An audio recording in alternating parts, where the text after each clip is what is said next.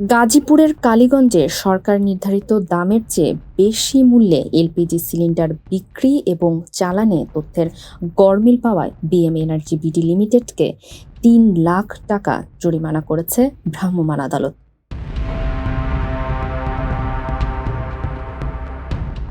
সোমবার দুপুরে কালীগঞ্জের মূলগাঁও এলাকায় জেলা প্রশাসন ও সেনাবাহিনীর যৌথ অভিযানে দেখা যায় প্রতিষ্ঠানটি প্রতিটি সিলিন্ডারের সরকারি রেট ১,৬৩৩ টাকা চালানে উল্লেখ করলেও ডিলারদের কাছ থেকে ব্যাংকিং ও অনলাইন মাধ্যমে ১,৭৪৫ টাকা পর্যন্ত আদায় করছিল, যা ভোক্তা পর্যায়ে গিয়ে গ্রাহকের ঘাড়ে ব্যয়ের বোঝা বাড়াচ্ছে।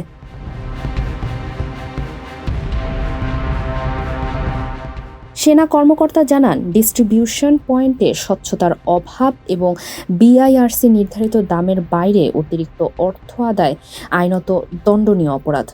ডেভিয়েশন বিভিন্ন ধরনেরই আছে।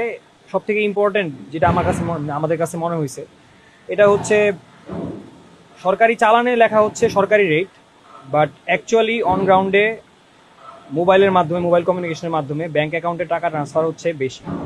অভিযান শেষে নির্বাহী ম্যাজিস্ট্রেট মোহাম্মদ ফয়সাল জানান, পাইকারি পর্যায়ে এই ব্যাড প্র্যাকটিস ও আইন লঙ্ঘনের দায়ে অত্যাবশ্যকীয় পণ্য নিয়ন্ত্রণ আইনে প্রতিষ্ঠানটিকে অর্থদণ্ড দেওয়া হয়েছে এবং বড় কোম্পানিগুলোকে সতর্ক করা হয়েছে।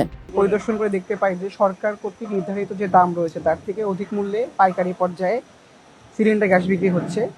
তো এটি সরকারি আইনের লঙ্ঘন হওয়াতে আমরা তাদেরকে ৩ লক্ষ টাকা জরিমানা করেছি। ফারিহা আহমেদ, মানবকণ্ঠ।